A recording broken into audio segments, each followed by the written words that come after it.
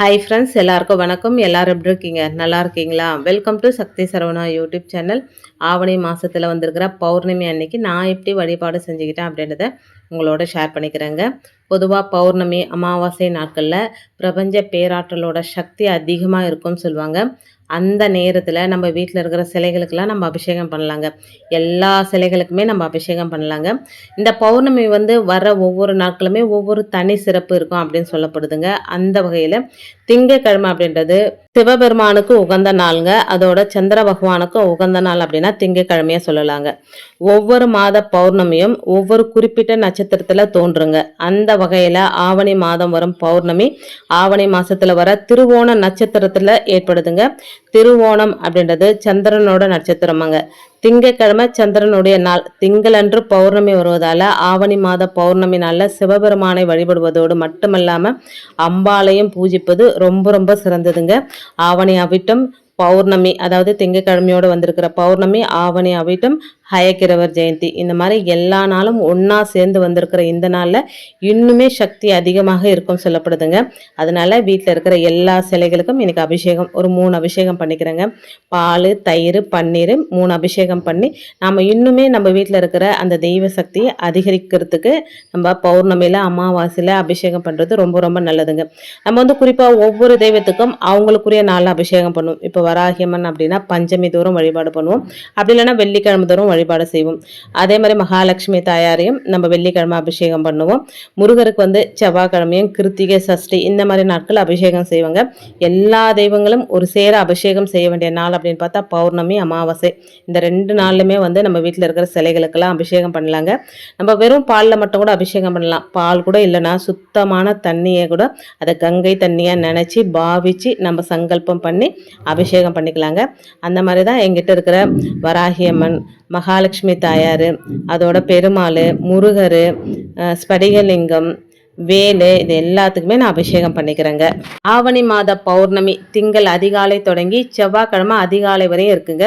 திங்கட்கிழமை அன்னைக்கு சந்திரன், அம்பாள் மற்றும் சிவபெருமானையும் முருகப்பெருமானையும் வழிபடலாங்க. பௌர்ணமி நாளில் அன்னதானம் செய்யலாம். இல்லாதவங்களுக்கு உதவி செய்யலாங்க. ஒருத்தருக்காவது நம்ம அன்னதானம் செய்யும்போது அது மனுஷங்களா இருக்கணுன்ற அவசியம் கிடையாதுங்க. காக்கா, குருவி, எறும்பு, நாய், இந்த மாதிரி எந்த உயிரினங்களுக்காவது ஒருவேளை சாப்பாடு நம்ம கொடுக்கும்போது அதுக்கு அளவில்லாத பல நன்மைகள் நமக்கு கிடைக்குங்க. இது எல்லாருக்குமே தெரிஞ்ச விஷயம். அதுவும் இந்த பிரபஞ்ச பேராற்றல் நிறைஞ்ச அமாவாசை பௌர்ணமி நாட்களில் நம்ம செய்யும்போது அதுக்கு பலன் நமக்கு 10 மடங்காக கிடைக்கும் அப்படின்றது ஒரு உண்மையான ஒரு விஷயங்க. தினம் நிறைந்த பௌர்ணமி நாள், அதோட ஆவணி அவிட்டமும் சேர்ந்து வந்திருக்குது. ஹயகிரவர் ஜெயந்தியும் இருக்குங்க. அது மட்டும் இல்லைங்க, இன்னைக்கு ப்ளூ மூன் அப்படின்னு சொல்லப்படுகிற அதிசக்தி வாய்ந்த பௌர்ணமி நாளாக அறிவியல் ரீதியாக சொல்லப்பட்டிருக்குங்க. ப்ளூ மூன் அப்படின்னா நிலவு வழக்கத்தை விட பூமிக்கு பக்கத்துல வருவதாகவும் நிலவோட வெளிச்சம் வழக்கத்தை விட பிரகாசமாக பூமியில பரவும் அப்படின்றதும் அறிவியல் ரீதியான உண்மைங்க. ஆக மொத்தத்துல இன்று நம்முடைய பிரபஞ்சத்துல நில ஒளியோட பேராற்றல் நிறைஞ்சிருக்கிற ஒரு நன்னாள். இந்த நாளை நாம வைக்கக்கூடிய வேண்டுதல் எல்லாமே சீக்கிரத்துல பலிக்குங்க.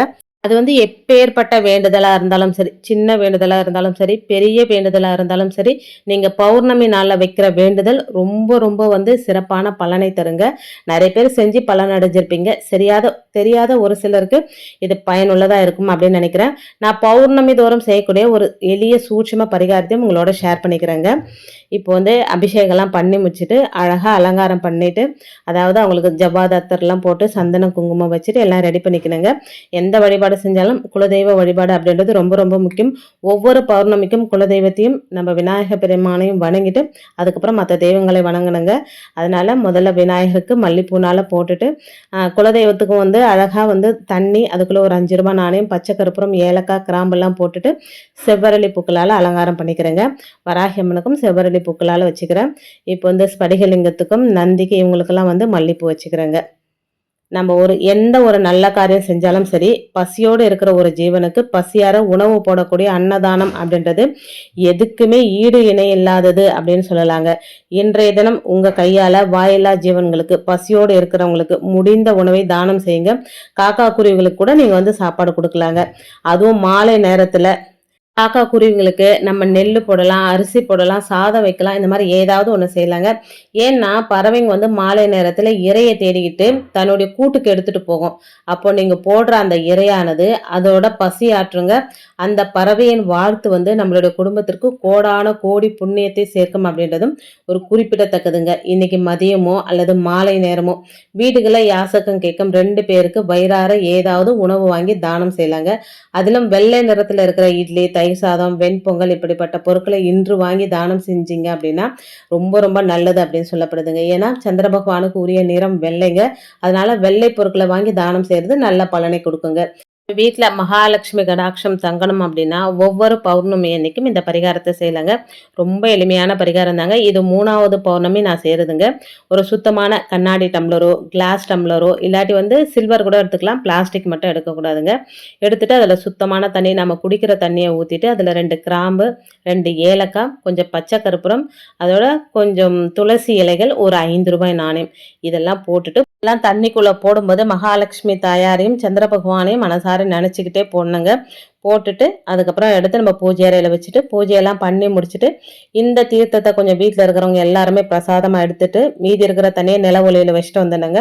அது நைட்டு ஃபுல்லா நில ஒளியிலே இருக்கட்டும். அதுக்கப்புறம் காலையில எழுந்து அந்த ரூ. 5 நாணயத்த எடுத்து நம்ம பர்ஸ்ல வச்சுக்கலாங்க. இல்ல நகைப்பெட்டியில வைக்கலாம், பணப்பெட்டியில வைக்கலாம். அந்த தண்ணிய வீடு ஃபுல்லா தெளிச்சு விடும்போது மகாலட்சுமி கடாட்சம் நமக்கு நிறைவா கிடைக்குங்க. இது ஒரு தாந்திரிக பரிகாரம். அடுத்து இன்னொரு பரிகாரமும் தொடர்ந்து இது 3வது பௌர்ணமியில நான் செஞ்சுட்டு வரேங்க.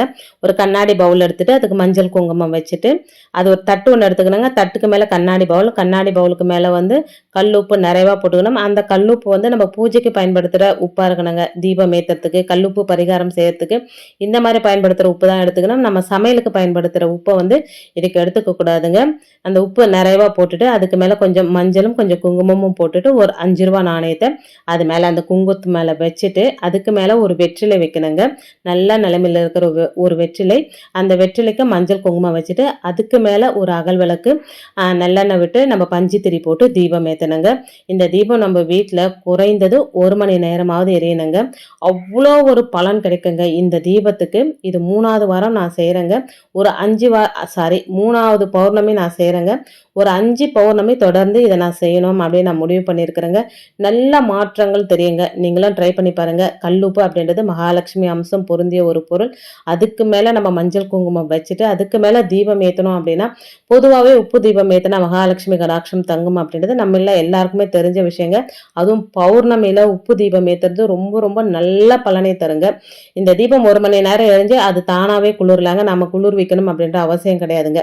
இது எல்லாமே இப்ப ரெடி பண்ணி வச்சுட்டு, அதுக்கப்புறமா பூஜை அறையில எல்லா தீபமும் ஏத்திடுங்க. நிலவாசல்ல தீபம் ஏத்திட்டு, பூஜை அறையில எல்லா தீபமும் ஏத்திட்டு, இப்போ வந்து அபிஷேகம்லாம் பண்ணி முடிச்சுட்டு, அலங்காரம் பண்ணிட்டு, நாம செய்ய வேண்டிய பௌர்ணமியில நான் தொடர்ந்து செய்ற சில பரிகாரங்கள செஞ்சுட்டு இருக்கிறேங்க. அதே மாரி நெய்வேத்தியமா வந்து வெத்தல பாக்கு, வாழைப்பழம், பழங்கள், ஏதாவது பழங்கள், நெல்லிக்காய் ஒண்ணாவது வைக்கணும் அப்படின்னு சொல்லுவாங்க. ஏன்னா, மகாலட்சுமிக்கு ரொம்ப பிடிச்சது வந்து நெல்லிக்காய் அப்படின்றதுனால, ஒரு நெல்லிக்காய், நமக்கு என்ன பழங்கள் கிடைக்குதோ அந்த பழங்கள், பால் பாயாசம் செஞ்சு வச்சிருக்கிறேங்க. வெள்ளை நிற பொருட்கள் வந்து பௌர்ணமியில நாம வந்து நெய்வேத்தியமா வைக்கும்போது, அதுக்கு நல்ல பலன்கள் கிடைக்கும் அப்படின்றதுனால, பால் பாயாசம் செஞ்சு வச்சிருக்கிறேங்க. இன்னைக்கு இதுதான் நெய்வேத்தியம். ரொம்ப எளிமையான முறையில தொடர்ந்து ஒவ்வொரு பௌர்ணமிக்கும் இது 3வது பௌர்ணமி, 5 பௌர்ணமி இதே பரிகாரங்கள தொடர்ந்து நான் செய்யலாம்னு நெனைக்கிறேங்க. நீங்களும் செஞ்சு பாருங்க. கண்டிப்பா உங்களுக்கு நல்ல பலன் கிடைக்குங்க. இப்ப மகாலட்சுமி தாயாரையும் எல்லா தெய்வங்களையும் மனசார நெனச்சுக்கிட்டு உப்பு தீபம் ஏத்தி வச்சுட்டேங்க. அதே மாரி வந்து சாம்பிராணியும் ஏத்தி வச்சிருக்கிறேங்க. ஏத்தி வச்சுட்டு நம்ம அர்ச்சனை பண்ணிக்கலாங்க. முதல்ல வந்து இன்னைக்கு வந்து அயகிரிவர் ஜெயந்தி, ஆவணி அவிட்டம், அதோட வந்து ப்ளூ மூனு, பௌர்ணமி எல்லாமே சேர்ந்து வந்திருக்குது அப்படின்றதுனால, நம்ம வந்து காயத்ரி மந்திரத்த சொல்றது ரொம்ப ரொம்ப விசேஷங்க. இப்ப தண்ணி வச்சிருக்கிறோம் பார்த்தீங்களா, அத எடுத்து நம்ம சங்கல்பம் பண்ணிக்கணுங்க. பண வரவு அதிகரிக்கணும். என் வீட்ல இருக்கிற எல்லா கஷ்டமும் போயிட்டு, எனக்கு எல்லாமே நன்மையா நடக்கணும். சகல சௌபாக்கியமும் கிடைக்கணும் அப்படின்னு சொல்லி சங்கல்பம் பண்ணிட்டு, அதுக்கப்புறம் நம்ம வந்து அர்ச்சனை பண்ணிக்கிறோங்க. காயத்ரி மந்திரத்த ஒரு 27 தரம் சொல்றேங்க. ஓம் பூர் புவஸ்வக தத்சவதூர்வரேண்யம் பர்கோ தேவஸ்ய தீமஹி தியோ யோ ந பிரச்சோதயாத் அப்படின்ற காயத்ரி மந்திரத்தை 27 தரம் சொல்லிடுறேங்க. சொல்லிட்டு எப்பவும் போல முதல்ல வந்து விநாயகர் வழிபாடு பண்ணிட்டு குலதெய்வத்துக்கு நம்ம மனசார வேண்டிக்கிட்டு தான் வந்து இந்த வழிபாடு செய்யணுங்க. அதுக்கப்புறம் ஓம் நம சிவாய, ஓம் நம சிவாய சொன்னா என்னன்னு பலன் கிடைக்கும், சிவாய நம அப்படின்னு சொன்னா என்ன பலன் கிடைக்கும் அப்படின்றது நிறைய வீடியோல நான் சொல்லியிருக்கேங்க. அதனால சிவாய நம அப்படின்னு ஒரு 27 தரம் அர்ச்சனை பண்ணிக்கிட்டு அதுக்கப்புறம் முருகப்பெருமானுக்குரிய மந்திரங்கள் 6 முகம் அருளிடும் அனுதினமும் ஏறுமுகம் இதை ஒரு 6 தரம் சொன்னா கூட போதுங்க. வராகி அன்னையோட காயத்ரி மந்திரம் ஓம் ஷியாமலாய வித்மகே அலசாய தீமகி தன்னோ வாராகி பிரச்சோதயாத் அப்படின்ற மந்திரத்தையும் மகாலட்சுமி தாயாரோட போற்றிகள் நமக்கு என்னென்ன தெரியுமோ அது எல்லாமே நமக்கு என்ன மந்திரங்கள் தெரியுமோ அந்த மந்திரங்கள்லாம் சொல்லி நல்லா மனசார பிரார்த்தனை பண்ணிட்டு அதுக்கப்புறம் தீபதூப ஆராதனையெல்லாம் காமிச்சிட்டு என்னுடைய பூஜையை வந்து நான் நிறைவு செஞ்சுப்பேங்க. அதுக்கப்புறம் இந்த தண்ணியை கொண்டு போயிட்டு நில ஒளியில் வச்சிருவங்க. இன்னொரு சூட்சம பரிகாரமும் இருக்குது, அது வந்து நான் வீடியோ எடுக்கலைங்க, உங்களுக்கு சொல்கிறேன் பாருங்கள். நைட்டு தூங்க போகிறதுக்கு முன்னாடி கொஞ்சம் நாட்டு சர்க்கரையோ இல்லை வெல்லமோ நிலவாசலில் 2 பக்கமும் வச்சுட்டு நம்ம தூங்க போயிடலாங்க. அப்படி வைக்கும்போது குலதெய்வத்தை மனசார வேண்டிக்கிட்டு நம்ம வந்து அந்த வெல்லத்தை 2 பக்கமும் வைக்கணுங்க. நம்ம கண்ணுக்கு தெரியாத எறும்புகள் எல்லாம் ராத்திரியில் இறை தேட வருங்க. குறிப்பாக நம்ம வீட்டு நிலவாசப்படியில் இருக்கிற கண்ணுக்கு தெரியாத எறும்புகளுக்கு நாம் தானம் செஞ்சோம் அப்படின்னா அது வந்து ரொம்ப ரொம்ப சிறப்புங்க. குடும்ப தலைவி கையால் இந்த பரிகாரத்தை நம்ம செய்யணுங்க. அந்த பரிகாரத்தை செய்யும்போது குலதெய்வத்தை மனசார பிரார்த்தனை செஞ்சுக்கிட்டு எங்கள் குடும்பத்தில் தொடர கஷ்டங்கள் எல்லாமே இன்னியோட ஒரு முடிவுக்கு வரணும் அப்படின்னு வேண்டிக்கிட்டு இந்த பரிகாரத்தை செய்யணுங்க. மறுநாள் காலையில் வந்து நீங்கள் பார்க்கும்போது அந்த வெல்லமோ நாட்டு சர்க்கரையோ அந்த எறும்பு எடுத்துகிட்டு போயிருந்தது அப்படின்னா அன்னியோட உங்களுடைய கர்ம வினைகள் தீர்ந்து அன்றோடு உங்களுடைய கஷ்டம் கடன் சுமை எல்லாம் தீர்ந்தது அப்படின்னு நம்ம நினச்சிக்கலாங்க. ஒருவேளை நீங்கள் வச்ச வெல்லம் அது அப்படியே இருந்தது அப்படின்னா உங்களுடைய கஷ்டம் தீரத்துக்கு கொஞ்சம் நாள் ஆகும் அப்படின்னு சொல்லப்படுதுங்க. பௌர்ணமி ராத்திரிக்கு இந்த பரிகாரத்தை நீங்க செய்யும் போது ஒரு எறும்பு நீங்க போட்ட உணவை எடுத்துட்டு போயிருந்தாலும் 100 எறும்புகள் அந்த உணவை சாப்பிட்டதற்கு சமம் அப்படின்னு சொல்லப்படுதுங்க.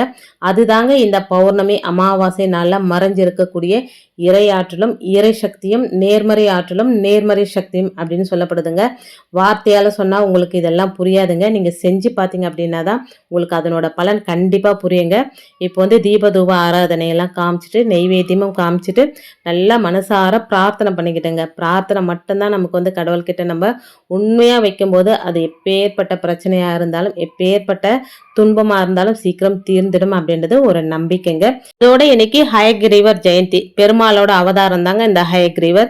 மனுஷ உடம்பு கொண்டு குதிரை முகம் கொண்டு அவதாரம் எடுத்து அசுரர்களை வதம் செய்த போது இந்த ஹயக்ரீவர் வந்து ரொம்பவும் உக்கிரமா இருந்தாராங்க. அந்த சமயம் லக்ஷ்மி தேவி ஹயக்ரீவர் மடியில் அமர்ந்து அவங்கள சாந்தப்படுத்தியதாக புராணங்கள் வந்து சொல்லுதுங்க. ஹயக்ரீவர் தேவியோடு சேர்ந்து இருக்கிறதுனால இன்றைய தினம் நீங்க ஹயக்ரீவரை வழிபாடு செய்யும் போது அந்த மகாலட்சுமி தேவியோட அருளாசியம் உங்களுக்கு கிடைக்குங்க. சரஸ்வதிக்கு ஞானம் கற்பித்தவரே ஹயக்ரீவர் அப்படின்னு நம்முடைய சாஸ்திரங்கள் சொல்லுதுங்க. இப்படிப்பட்ட ஹயக்ரீவர் அவதரித்த நாள்ல படிக்கிறவங்க வேலைக்கு போறவங்க தங்களுடைய அறிவு திறனை வளர்த்து கொள்ளணும் அப்படின்னு நினைக்கிறவங்க எல்லாம் ஹயக்ரீவர் வழிபாட்டை செய்யறது ரொம்ப ரொம்ப சிறப்புங்க. படிக்கின்ற பிள்ளைகள் இருக்கிற வீட்டில் சின்னதாக ஒரு ஹயக்ரீவர் படத்தை பூஜை அறையில் வைக்கிறது ரொம்ப ரொம்ப நல்லது. அப்படி உங்களுடைய வீட்டில் இந்த ஹயக்ரீவர் படம் இல்லைன்னாலும் பரவாயில்லைங்க, பெருமாளை ஹயக்ரீவராக நினச்சிக்கலாங்க. பெருமாளுக்கு முன்னாடி ஒரு தீபம் ஏற்றி வச்சுட்டு இப்போ சொல்லக்கூடிய இந்த மந்திரத்தை 3 முறை சொன்னால் கூட போதுங்க. அதுவும் படிக்கின்ற பிள்ளைகள் அவங்க வாயால் இந்த மந்திரத்தை சொல்லணுங்க. வீட்டில் இருக்கிற மற்றவங்களும் தங்களுடைய அறிவு திறனை வளர்த்து கொள்ள ஹயக்ரீவர் மந்திர வழிபாடு சொல்லலாங்க.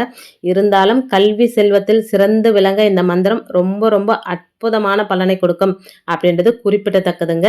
அந்த சக்தி வாய்ந்த ஹயக்ரீவர் மந்திரம் வந்து ஞானானந்தமயம் தேவம் நிர்மல ஸ்படிகாகிருத்தம் ஆதாரம் சர்வ வித்யானாம் ஹயக்ரீவ முபாஸ்மகே. ரொம்ப எளிமையான வரி தாங்க, அதுவும் 2 வரி தான்.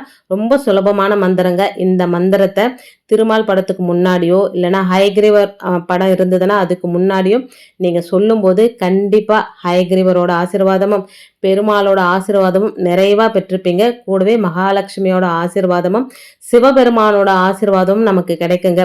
படிப்பில் ஆர்வமே இல்லாத பிள்ளைகள் அதிக மதிப்பெண் பெற ரொம்ப கஷ்டப்பட்டு படிக்கிற இந்த பிள்ளைகளுக்கு இந்த மந்திரம் வந்து ஒரு நல்ல வழிகாட்டியாக இருக்குங்க. அதனால இந்த மந்திரம் மட்டும் சொல்லிட்டா படிப்பு வந்துருமா அப்படின்னா அப்படி கிடையாதுங்க.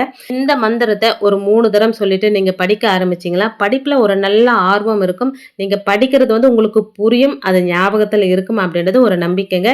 இது ஹயக்ரீவர் ஜெயந்தி அன்னைக்கு தான் சொல்லணும் அப்படின்னு கிடையாதுங்க. தினமுமே படிக்கிற பசங்க இந்த மந்திரத்த தினமும் 3 தரம் சொல்லிட்டு நீங்க படிக்க ஆரம்பிச்சீங்க அப்படின்னா, நீங்க படிக்கிறது உங்களுக்கு புரியும். அது வந்து நினைவுல வந்து நல்லா இருக்குங்க. அதனால தான் இந்த மந்திரத்த படிக்கணும் அப்படின்னு சொல்றதுங்க. நம்பிக்கை இருக்கிறவங்க இந்த மந்திரத்த சொல்லிட்டு படிச்சுட்டு 1 மாசம் ஒரு ட்ரை பண்ணி பாருங்க. உங்களுக்கு நல்ல மாற்றங்கள் உங்களுக்கு தெரியுங்க. இன்னைக்கு வீடியோல சில சூட்சமமான விஷயங்கள உங்களோட ஷேர் பண்ணிக்கிட்டதுல ரொம்ப சந்தோஷங்க. இன்னைக்கு வந்து பிரபஞ்ச பேராற்றல் நிறைஞ்ச ஒரு நாள்ல சின்ன சின்ன பரிகாரங்கள் கூட நமக்கு மிகப்பெரிய பலனை தரும் அப்படின்றதுல எந்த ஒரு சந்தேகமும் இல்லைங்க. இன்னைக்கு நல்லபடியா பூஜை பண்ணி முடிச்சுட்டு நிலவலையில போயிட்டு ஓம் சந்திரமௌலீஸ்வராய நமக அப்படின்னு 27 முறை சொல்லிட்டு அந்த தண்ணி அங்க வச்சுட்டு வந்துட்டேங்க. மறுநாள் காலையில வீடு ஃபுல்லா தெளிச்சு விட்டுருவேன். வீடியோல சொன்ன விஷயங்கள்லாம் பிடிச்சிருந்தது அப்படின்னா சேனலுக்கு சப்ஸ்கிரைப் பண்ணி சப்போர்ட் பண்ணுங்க.